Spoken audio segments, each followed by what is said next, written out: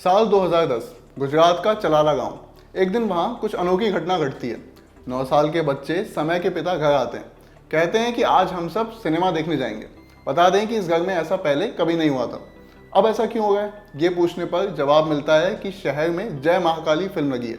पूरा परिवार single screen theatre पहुंच जाता है। पर्दे पर चल रही फिल्म देखकर लोग भक्तिभाव में तालियां बजा रहे हैं। लेकिन फिल्म खत्म होने तक असली भक्त सिर्फ समय बनता है। सिनेमा का भक्त किसी भी तरह प्रोजेक्टर से निकलने वाली उस रोशनी के करीब रहना चाहता है। यहाँ उसके काम आता है फजल, जो उस सिनेमा घर में बतौर प्रोजेक्शनिस्ट काम करता है। फजल उसे प्रोजेक्शन रूम में बैठकर फिल्में देखने देता है।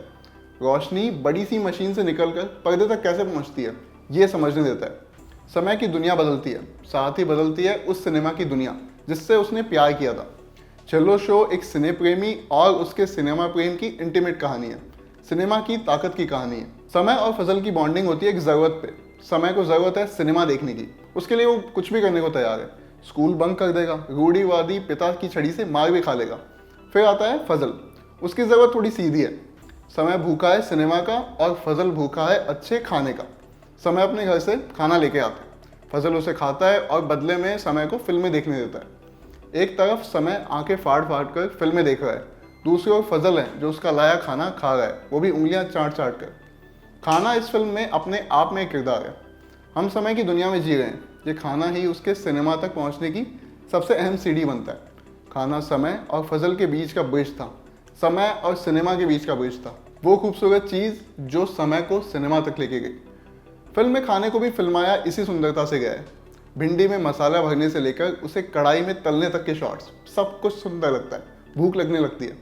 बतौर सिनेमाटोग्राफर स्वप्निल सोनवाने ने यहाँ कमाल काम किया। फिल्म में रंगों का ऐसा इस्तेमाल हुआ है कि आंखें अटक कर बस देखते रह जाती हैं। उन्हीं रंगों से भरे फ्रेम्स जो समय की दुनिया को वाकई जादुई सा बना देते हैं। फिल्म की सिनेमाटोग्राफी के साथ साथ यहाँ एडिटिंग का भी मेंशन किया जाना ज़रूरी है। दो सीन्स के बीच के ट्रांजिशन ऐसे हैं जो नैरेटिव और किरदार की मनोदशा में कुछ जोड़ते ही हैं। जैसे एक सीन है जहाँ समय ट्रेन में बैठा है, अपने हाथों से रोशनी को पकड़ने की कोशिश कर रहा है। इसके तुरंत अगला शॉट है एक लॉन्ग टेक, जहाँ हम दूर से उसी ट्रेन को पटरी पर दौड़ते देखते हैं। समय और रोशनी के इतना पास ले जाकर हमें तुरंत उससे दूर कर दिया गया, जैसे ये दर्शाने की कोशिश की हो कि भले ही समय रोशनी के पास पहुंचने में लगा है, लेकिन अभी भी उसकी मंजिल उससे दूर है। छेल्लो शो इसके डायरेक्टर पैन नलिन के जीवन की कई घटनाओं पर आधारित है। उन्होंने अपने एक इंटरव्यू में समय बने भाविन को लेकर एक बात कही थी कि इस लड़के ने ही मेरी फिल्म को बचा लिया। फिल्म देखते वक्त ये बात बहुत हद तक सही लगती है। कई सारी घटनाएं जुड़कर इस फिल्म को बनाती हैं। हर घटना का सेंटर था समय, उसके किए का ही असर बाकी किरदारों पर पड़ रहा था। समय के रोल में भाविन एक्टिंग नहीं करते, ना ही एक्टिंग करने की कोशिश करते हैं। ऐसा लगता है कि बस वो उस किरदार को जी रहे हों। पिछले दिनों हमारे स्टूडियो में नवाजुद्दीन सिद्दीकी आए थे। उन्होंने अपने थिएटर के दिनों का एक किस्सा साझा किया, जब एक्टिंग कोच ने अपने स्टूडेंट्स को टेबल पे रखी सुई लाने को कहा। काफ़ी स्टूडेंट टेबल के इर्द गिर्द सुई ढूंढने लगे, नाटक करने लगे कि सुई इधर है और फिर सुई तक पहुंचते। ये गलत तरीका था।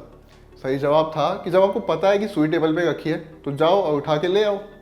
समय यही करते हैं, वो नाटक नहीं करते सुई उठाने का, जाते हैं और सुई उठाकर ले आते हैं। फजल का रोल किया है भावेश श्रीमली ने। समय की तरह फजल को भी सिनेमा से प्यार है। अमिताभ बच्चन के डायलॉग्स की नकल करता है, वही भारी बैरिटोन आवाज़ में। मुझे फजल में वो समय दिखा जिसने बस दूसरा रास्ता चुन लिया। समय की तरह उसे भी सिनेमा से प्यार था, बस वो अपने इस प्यार को पूरी तरह सार्थक नहीं कर पाया। जिस दोस्त की ज़रूरत समय को थी, भावेश वैसे ही दोस्त बनते हैं। दीपेन रावल ने फिल्म में समय के पिता का किरदार निभाया। पहली नज़र में वो एकदम रूढ़िवादी टिपिकल कंजर्वेटिव टाइप आदमी लगते हैं, लेकिन फिर ऐसा करने के पीछे की वजह समझ आती है। फिल्म में एक सीन है जहाँ समय के पिता को आभास हो जाता है कि उनका बेटा अब सिनेमा के लिए कुछ भी कर सकता है। उसे सिनेमा से दूर रखने का कोई फ़ायदा नहीं। उस सीन में किरदारों के बीच आपस में कोई डायलॉग नहीं। वैसे तो वो सीन ही अपने आप में बहुत मजबूत है, लेकिन उसका केंद्र दीपेन बन जाते हैं। एक पिता जो आखिरकार समझ जाता है कि उसका बेटा कभी भी उस जैसा नहीं बन पाएगा। यह एहसास डराने वाला भी है और उन्मुक्त करने वाला भी। दीपेन अपने चेहरे पर इन दोनों भावों को जगह दे पाते हैं। ऋचा मीना फिल्म में समय की माँ बनी है। उनकी फिल्म में बहुत गिने चुने डायलॉग्स हैं, लेकिन उनकी प्रेजेंस आपका ध्यान उनके किरदार पर बना कर रखती है। 9 साल के बच्चे समय की इस दुनिया में मासूमियत है, शरारत है और काफ़ी सारा ह्यूमर है। फिल्म में कुछ जगह दिमाग में सवाल उठते हैं। जब समय अपना थिएटर बनाने की कोशिश करता है, उसके दोस्त उसकी मदद करने में लगे हैं। सवाल ये है कि इन बच्चों के घर वालों को कैसे नहीं पता कि बच्चे आके हैं कहाँ या क्या कर रहे हैं। और दूसरा ये कि जुगाड़ के दम पर ये बच्चे हर मुश्किल को तुरंत सुलझा लेते हैं। लेकिन शायद जुनून भी इसी चिड़िया का नाम है, जो आपकी छुपी क्षमता को इस कदर बाहर ले आए कि आप और आपके आसपास वाले दंग रह जाएं। अगर आपने सिनेमा के मीडियम से किसी भी क्षमता में वास्ता रखा है तो आपको ये फिल्म पसंद आएगी। कुछ सीन एक्साइटमेंट जगाएंगे, कुछ सीन दिल पर भारी पड़ेंगे, लेकिन कुल मिलाकर दिल के अंदर बहुत कुछ महसूस होगा। जाते जाते मेरा एक व्यक्तिगत सुझाव है, हम भारतीयों को कोई फिल्म पसंद आई, फिर पता चलता है कि ये ऑस्कर के लिए जा रही है, तुरंत हम उसमें खामियां खोजने लगते हैं कि यार फिल्म अच्छी है लेकिन इतनी भी अच्छी नहीं। चेल्लो शो को आप इस धारणा से मत देखिएगा, यह आपको वो सब भाव महसूस करवाएगी जो आप पहले भी महसूस कर चुके हैं, लेकिन जिस ढंग और नीयत से ऐसा करती है वो मायने रखता है।